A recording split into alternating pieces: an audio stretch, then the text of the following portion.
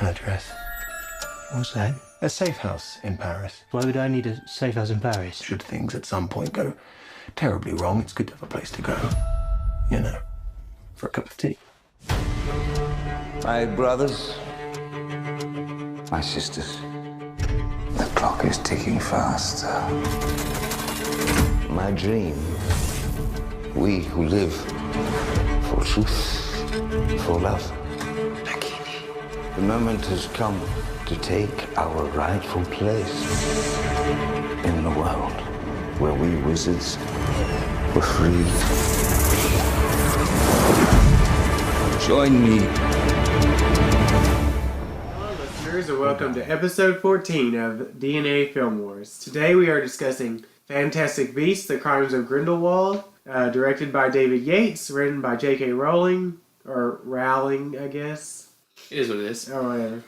And starring Eddie Redmayne, Katherine Waterston, Dan Folger, Jude Law, and Johnny Depp. So, Dylan, since you're the big Harry Potter fan, what were your initial thoughts on this film? I thought it wasn't bad, but it wasn't good or great either. It was kind of lukewarm for me. I mean, I enjoyed certain parts of it, but for the most part, I thought it was okay.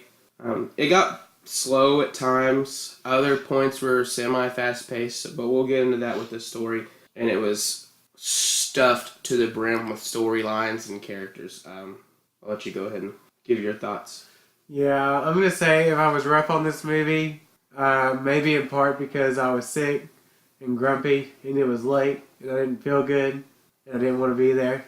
But initial thoughts were, I was not very impressed. It had large stretches where I was bored and it was overstuffed to the brim with characters and plots and everything else. But there were a couple of good parts and we'll get into that. So, with that being said, I guess I'll go ahead and talk about what I thought about how it was written, about the story and everything. I will say at the onset, I think that the biggest problem with this film is no doubt J.K. Rowling's script. Obviously, she wrote the Harry Potter books. She's a talented writer. But I think with the novels, she probably had a long time, as long as she wanted pretty much, to sit there and write them and refine them, edit them, go over them, and everything. Being that this is a sequel to a movie and a franchise, she probably had a set deadline where she had to have the script in. I'm not sure how many, I'm sure she's not the only one that touched the script, but I'm sure a majority of it was on her.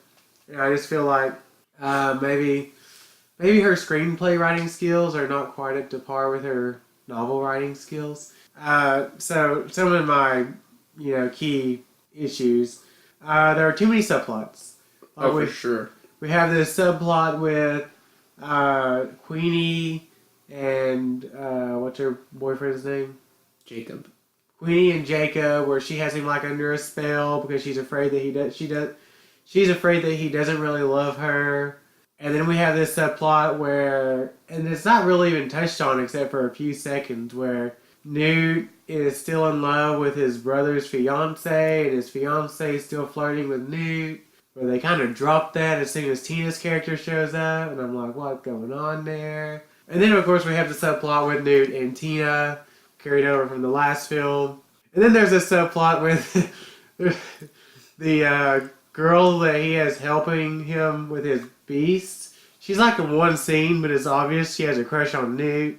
So basically, there's a lot of people crushing on a lot of people in this film. And it's just a little like, I don't care. All over the place? Yeah.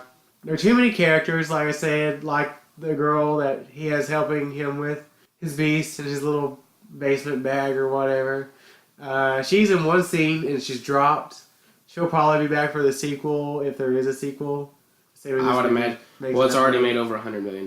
Okay, well, she'll be back for the sequel. And then you have Tina, and then you have, what is Zoe Kravitz's character's name? Lita Lestrange. You have Lita Lestrange. You have Credence. You have Johnny Depp, whatever his name is. Grindelwald. Oh, yeah, obviously he's in the title. Duh. You have Grindelwald. You have, of course, Newt and Newt's brother, etc. You have Dumbledore for a few scenes. All kind of Ministry of Magic people. Like people. Yeah. And I don't know, there's just way too many characters for me to keep up with, which has been a problem with me for Harry Potter for a long time. That's not new to this movie.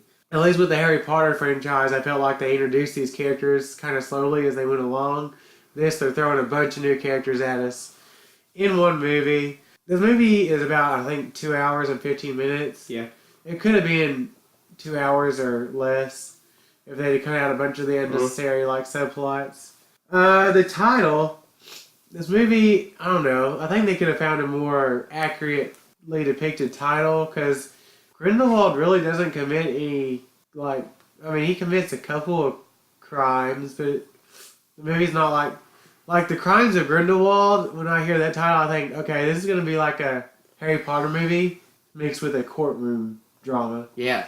They mentioned that at the very beginning. They're kind of like, he has to go to Europe to pay for all of his crimes. I'm like, wow, all right, cool. He doesn't make it to Europe, which is something. Well, he does make it to Europe, but well, he does, but not under their supervision. But I will give this film. It does have a pretty exciting opening scene with Grindelwald being transported to Europe, but he escapes because he uses magic to take the shape of somebody else, while one of his followers takes his shape, and they switch places, and he breaks him out, and some stuff happens. But anyway, it's an alright opening scene. I'm like, okay, well, maybe this movie's gonna be alright. I was quickly proven wrong. Which leads me into my next problem, which is this movie is very poorly paced. There are 2 or 3 exciting sequences in this film, but they are not spaced well. We go from this opening sequence, and then I'd say for the next hour and 15 minutes, this movie just drags along at a snail's pace, and I'm just like, oh my god, can we get to the end, please? I don't mind when movies have a message or social commentary and stuff. The social commentary in this film is very thinly veiled, which, whatever. I don't like it when films beat you over the head with their message, no matter what that message is. And this movie kind of beats you over the head with it. Just like the last Fantastic Beasts movie, it's not quite the same message as the last Fantastic Beasts movie. The last Fantastic Beasts was, green, go green or whatever. This is more political. This one has more of a political message. But whatever. And then, of course, towards the end of the film, the whole film is or one of the subplots in this movie is Credence wants to figure out who he really is. And then we have this big scene at the end where all the characters get together and they start revealing who's who, and it gets really kind of convoluted. So Lita Credence thinks, how did it work again? So there's a running story in the movie about supposedly Credence is Lita's long lost brother. Yeah. And so there's this other guy who thinks that he's related to them and wants to kill Credence because he's upset that their father loved Credence more than him. No.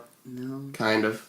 I don't know. I got confused. Exactly. Anyway, turns out that Credence is not related to them because Lita was on the Titanic.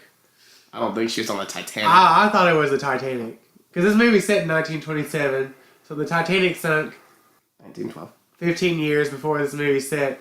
That boat kind of looked like the Titanic. I think it was implied they were on the Titanic. Okay. Anyway, so the Titanic, or the boat, whatever it is, sinks. She switches out the babies because her younger brother never stopped crying and she got tired of it. So she switches out the babies because she can't stand it anymore. And her real brother drowns unless they go back and retcon that in the next movie. And so Credence, if you haven't watched the movie and you don't like spoilers, turn it off now. Credence is Albus Dumbledore's younger brother, I guess. He's a Dumbledore. And, I don't know. Whatever. Anyway, I got really confused how everybody was related. Why somebody's wanting to kill somebody. Gave me a headache. I already had a headache. The ending they had this ending after this big reveal where they go to this assembly put on by Grindelwald, and it's kind of a tense scene, sort of. I mean, it's a lot of political satire being thrown out of Johnny Depp's mouth, but it's kind of tense because then the what do they call the defense ministry people? The auras. Auras, yeah, all these auras, whatever that is. Auras. Show up, and he like basically Calls them out. and then one of the auras accidentally kills a girl who pulls a wand on him. No political commentary there. And so then all of his followers get all riled up about it and go leave to spread their message of hate. And then he kills most of the auras except for our main characters. So, of course. And anyway, so with all of these major plot points being hit, I'll give the story about a 2.5 stars. 2.5? 2.5. Alright, well, getting into my thoughts on the story, let's start with, I guess, the negatives. You are 100% right on the subplots and the characters. There are way too many different subplots and characters in this movie. From our ridiculous amount of love triangles and love interests getting spread around and like who's with who but who actually wants to be with who, what's going on. Some weird plot holes of why are these people in locations that they are. Like, I was super confused when Queenie and Jacob first showed up. Like, so it's mentioned at the beginning of the film that Newt can't travel because of what happened in the events of the first film, and he just randomly happens that his friends from the first movie just happen to show up on his doorstep. Who he wiped Jacob's memory in the first one? Jacob's memory clean. But They completely retcon that idea with, yeah. oh, it only gets rid of bad memories, and I didn't have bad memories from that experience. Okay. I'm like, alright, okay. There are so many characters in this movie. I mean, we have Grindelwald and Newt and Tina and Queenie and Jacob and Credence and Lita and a bunch of followers of Grindelwald that we see a few times in the film that I couldn't even tell you their names. Like, who was that one chick? The one that killed the baby at the beginning? Yep. Who was that? I don't know. And then she finds Queenie later in the movie crying on a curbside in Paris, and she's like, takes her to Grindelwald where she meets Grindelwald, and like Grindelwald persuades her, but like, who is that girl? Who was she? I don't even know her name. Just some random chick. Follower number one. Random follower number one, sure. We have the angry actual long lost brother. Yeah. All kind. There's so many characters. Like who are people? You didn't. And then randomly, the only reason I think they put this character in the film is because of what he is said to have created, and that's Nicholas Flamel. Randomly shows up in the movie. Which one was that one? Because he created the Sorcerer's Stone, and I think that's the only reason he's in this movie. Is that the alchemist guy? Yes, that was Nicholas Flamel, and the only reason I think the only reason he's in this film is because he created the Sorcerer's Stone, and eventually we're gonna try to tie that back into our first. You didn't mention the woman who plays Voldemort's snake. Oh, Nagini. Yeah, Nagini. Nagini is in this film, but she is like this creature that can. She's a person, but she can like afflicted with some kind of curse that she has. Can turn her into a snake, but over time she won't be able to transform back. Yeah. How do you feel about the revelation that Nagini is not just a snake, but a person who is trapped in the snake's body? It doesn't bother me a whole lot. Does it bother you? No. I'm not a Harry Potter fan. My question is, how does she become in like the? How does she become? She become part like one with Voldemort or whatever? A devout follower of Voldemort because. Well, like she.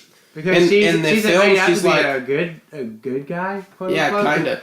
But like my real question is like, how does she become attached to Voldemort? And how does she become, like, this big part of Voldemort that she has to be killed before you can kill Voldemort? Because, she's like his life force or whatever. Because she ends up being a Horcrux. We're getting into Star Wars prequels territory, okay? But it's, really weird. Let's pump the brakes here. There's a bunch of stuff going on. There's so many subplots and so many characters. I definitely agree with you on the inaccurate title, too. Why is this movie titled The Crimes of Grindelwald? It should have been called The Search for Credence. The Search for Credence? Or something like that. I don't know. We're supposed to be getting 3 more of these. Oh. Anyway. Oh, can't J.K. Rowling just give me a rest? She's got $1 billion. She doesn't need this. There were some exciting sequences in this movie. I really, really actually thoroughly enjoyed the entire opening sequence. I liked it a lot. And I'd probably say it is 100% the best part of the movie. Yeah, I'd agree. I'm not gonna say I liked it a lot. I liked it quite a bit. I thought it was a well-made scene, well-directed, and it looked really good. But It we'll was get all into that. CGI, but But it was good, and I liked it, and I thought it was entertaining, and it set up an interesting story that went nowhere. There's a lot of things that went nowhere in this movie. That's fair. I mean, like 90% of the subplots went nowhere in this movie. My term was, for lack of better words, a cult meeting, because that's kind of what Grindelwald reminds me of in this movie. Yeah, he's a cult leader. He's a cult leader. That's what he is. Like, he's got all these followers that just come to him and flock to him when he calls them, and they just hang on his every word and listen to everything he says, and he has this cult meeting and like spreads his propaganda and his message of whatever he's spreading. He wants wizards to He wants wizards to rule the world, saying that muggles aren't less than them. They just have a different purpose. They just have a different purpose. And then he has like this whole thing where he like shows us like what to me looked like footage from World War II. That's what it was. It was definitely that. And then there's like this big atom bomb exploding at the end, and everyone's like, oh no. Oh no. Can wizards see the future? Has that been a thing before? I think so. Okay. I thought the cult meeting or that entire scene was pretty good. I thought Johnny Depp did a good job in it, and I thought it was an interesting and entertaining scene. And then toward the end of that scene, I thought when he's like creates his ring of fire and has like ring of fire. We're trying to cash when you need it. Ring of fire and is like trying to gain new followers, like join me or whatever, and people like go to join him and he tells them things, and I think that scene was really good, and I like the very end of it overall. Everyone kind of, or our main heroes, I guess, kind of escape, and they get out, and then they have this epic showdown with this blue fire dragon thing. I thought it was pretty good, and then Nicholas Flamel, for no reason, shows up out of nowhere, and he's like, okay, guys, we have to form a circle, and then cast this spell and drive our wands into the ground, and it, creates this big fire that they fight this dragon with. I thought it was good, but it was definitely a setup for a sequel, because really there's no major, like, conflict or battle at the end of this film. Yeah. It just kind of, we have this assembly or meeting or whatever, and it's setting up that some stuff is going to go down probably in future films, but nothing like major. There's no major stakes in this movie, and that's one of my bigger problems. There's no like really major stakes in this movie other than we have to find Credence so he doesn't like destroy another city, and we have to stop Grindelwald, but no one stops Grindelwald because he just goes away. We didn't even talk about Dumbledore's subplot in this movie. How'd you feel about his inclusion? I thought Jude Law was one of the better parts of the movie. I thought he could have been in the movie more. Yeah. And, like, of course, there's, like, this big connection between him and Grindelwald. They went to school together. Yeah, they were really close. And they made a pact that they would never fight. Yeah. And so there's this, like, little necklace thing that Grindelwald carries around, which gets stolen by one of Newt's creatures. Yeah. I mean, they had to have a reason to keep the Fantastic Beasts title, so they had to have a couple of Fantastic Beasts stuff. But, overall, I think there were good aspects of this movie, but for the most part, it's not very well written, but I'll give it 3 stars just for the positive aspects of it. Quick question. Are wizards supposed to age like normal people? I don't think so. Okay, because otherwise, Dumbledore would have been ancient in the Harry Potter films. Well, Harry was supposed to be born in 80... This movie set in 1927, and he's in his he looks like he's in his mid-40s. Early to mid-40s, probably, yeah. Yeah. Well, I think in the Harry Potter movies he's old. Old. I've never read the books, so I don't know how old he is. I thought you did read the books. No. I've read the first book. Okay, anyway, what'd you say, 3 stars? I'll give the story 3 stars. Let's go ahead and get into acting. Okay, acting. Everyone is good in this movie. No one just really drags it down. I thought Eddie Redmayne maybe overplays the social awkwardness towards the beginning. Like, I thought we got that out of the way in the first film. I think at times he even makes it more pronounced in this movie than he did in the first film, especially towards the beginning. But I got over it real quick. Alison Sudol, I guess how you say her name. She plays Queenie in the movie, the girl that can read minds. I think it's more her character's writing than anything else, but she kind of gets on my nerves. Johnny Depp, who I have grown to dislike very much in his last few roles, is actually pretty good in this movie. Like, He's no Voldemort, but he comes off as kind of creepy. He doesn't overplay it like he tends to do with every character ever. So I was actually pretty impressed with Johnny Depp, I'll be honest. So with, then Jude Law is really good as Dumbledore and what scenes he does have. Which is very brief. He's like in 3 scenes. Yeah. So everything being considered, I'm going to give the acting a 3.5 star. Alright. As far as acting for me goes, I thought everyone was good as well. I disagree with you on the social awkwardness of Eddie Redmayne's character Newt. I thought he did a good job with it.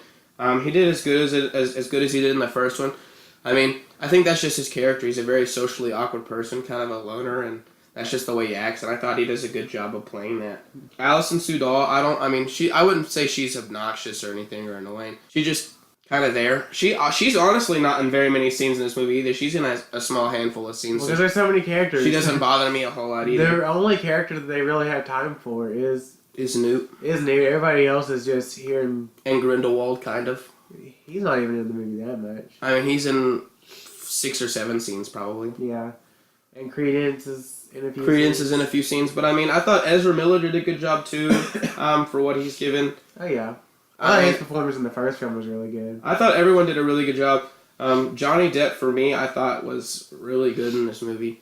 As far as Johnny Depp performances go. Yeah. Not too bad. I thought he was pretty charismatic for this quote-unquote cult leader or whatever. I thought he did a good job, and I could really, like, see him, like, having a bunch of, like, followers if this were, like, obviously not a real situation. But, I mean, I could see him as that character and having this group of followers and why people would, like, surround themselves with him or, like, be infatuated with his message or whatever, because he does a really good job of portraying that and giving off this vibe that he knows what he's doing like I said, he's just charismatic. And I thought Jude Law was really good in this movie too.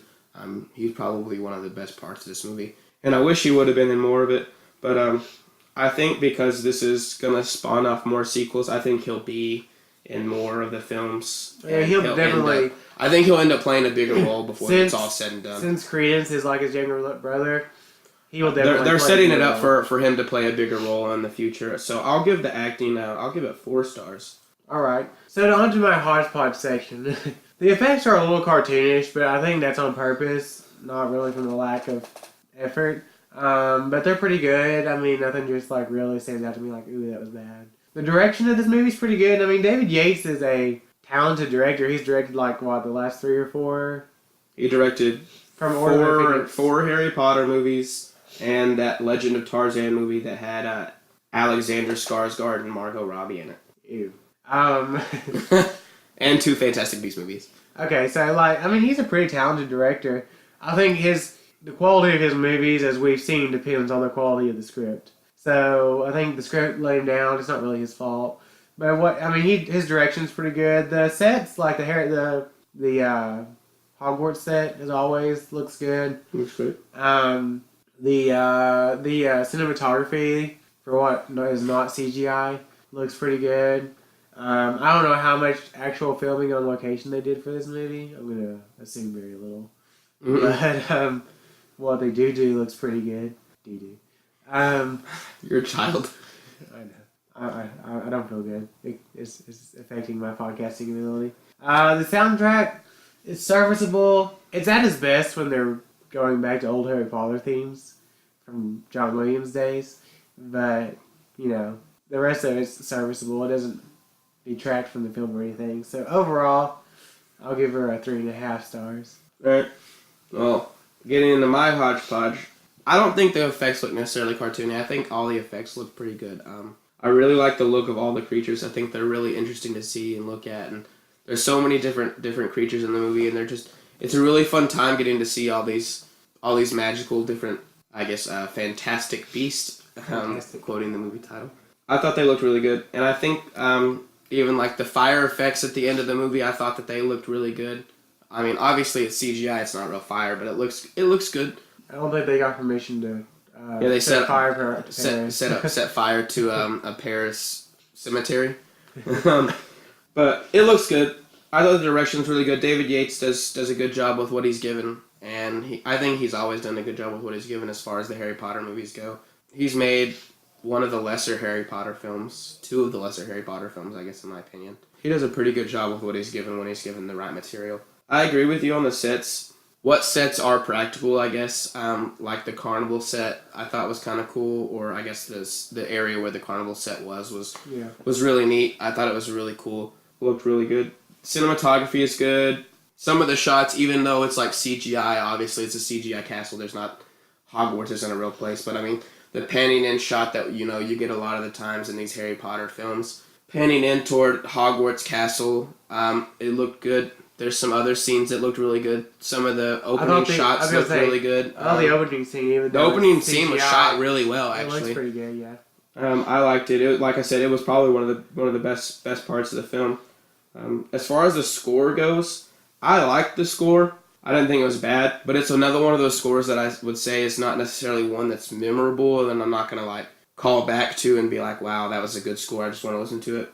But like you said, that score is at its best when it's throwing back to John Williams' original music, and we get a couple times where it like actually plays the main Harry Potter theme. Yeah, like right at the beginning when they're doing the Warner Brothers logo and like real quietly. And then when they first show up at Hogwarts the first time, it's at its best when it throws back to those original themes. So I'll give the hodgepodge section a 4. Speaking of which, we really need to come up with a better name for this. I'm working on it. If anyone has any ideas, let us know. Yeah, we still haven't got any emails. So overall, like I said, I think it's pretty poorly written, but it's decently acted. The effects and the soundtrack are both serviceable. I went into this movie thinking that I was going to hate a lot of it because I hadn't heard good things. But coming out of it, I mean, I was mildly entertained. So I'll give it 3 ones. 3 ones. 3 ones. All right. 5. All right. I agree with you for the most part. It wasn't the best written movie, but it's not awfully written. It's not well written. It has good parts. It has bad parts. I thought it was well acted, especially on Johnny Depp, Jude Law, and Eddie Redmayne's parts. I thought they all did a great job in the movie, and the effects and the direction all look really good to me, and the score is not bad. Overall, the movie's alright, and I enjoyed it for the most part. It wasn't as good as I wanted it to be, but it wasn't as bad as I had heard it was going to be, so I'll give it 3 out of 5 nifflers. What is a niffler? A niffler? Yeah. I think, if I'm not mistaken, the niffler is the little creature that steals stuff. That Newt has. He's a little almost platypus-like looking creature, and he goes around like steals gold and shiny objects, and he steals Grindelwald's little chain thing at the end. That's what a niffler is. Yeah, he was the most entertaining creature in this movie. I think he's cute. So what do we got coming up, man? So coming up, I think I've said it a few times. Quite a few. Oh, one thing we didn't talk about before we get into our upcoming. Where would you put this one in your Harry Potter ranking? At the bottom. At the bottom? I mean, I don't think it's for me, I didn't really care for the first Fantastic Beasts movie either, so I don't think it's way below that. It's just right below it, but it's at the bottom. I mean, I'd go ahead and say it's at the bottom for me too. Not that it's bad. I mean, it's not good, but not that it's like, a bad movie. None of the Harry Potter movies are bad movies. It's just, some you like more than others. So it's at the bottom for me too. So what do you think the gap between this and the first one is? It's a decent drop off from the first one for me. Yeah, for me it's not large. It's just a slight step down, but it's not large. I mean, they're both enjoyable films. I just like the first one a little bit more. Yeah, for me, like the gap between the first Fantastic Beasts film and my least favorite Harry Potter film is pretty wide. That's fair. That's just me. Like we said, upcoming, we have next weekend, Thanksgiving weekend, Creed 2 and Widows. We hope to get to both of those in a timely manner since it is Thanksgiving weekend and we both have no school. A lot of free time, I hope. Hopefully. Then the weekend after that, we only have one film, thank God. Even though it does come out this weekend, nothing's coming out next weekend, so. Oh, yeah. We have Robin Hood. Taron Egerton and Jamie Foxx. Yeah, I'm not looking forward to that. I think it'll be okay. Don't forget Ben Mendelsohn. Yeah.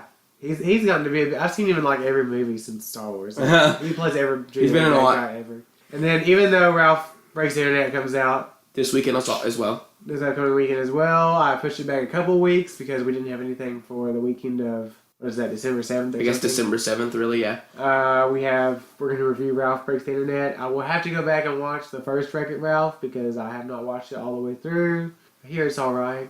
I like the first Wreck-It Ralph. It's not bad. We'll review that. Also, look for our, look for the Grinch review coming out as soon as possible, sometime this week. As soon as possible. We just watched that today. We watched Fantastic Beasts last night after I got off work, and this morning we woke up and we're like, because I've been working a lot recently, so kind of cramming them in as much as possible, and we got in the Grinch this morning. We'll talk about that one. Yeah, we'll talk about it. So with all that being said, I guess we need to plug our social media sites. As always. We're on Twitter, Facebook, Instagram, @DNA Film Wars, all lowercase. If you have any specific questions or comments, you can contact us at dnafilmwars@gmail.com. We are up on all major pod-catching services. Pretty much anywhere you can think of, you can probably find us there. Up on YouTube as well, so keep a lookout for videos if you don't have one of those many services. Like I said, we're up on YouTube, so you can find us pretty much anywhere. Feel free to leave us a review. And I think that's all we got today, man. I think that's all we got. So I'm Aaron. I'm Dylan, and we will see you next time. Do you know why I admire you, Nick? You do not seek power. You simply ask, is the thing right? The time's coming when you're going to have to pick a side. No, I don't do sides. What are you gonna do? I think it's something. You never met a monster you couldn't love.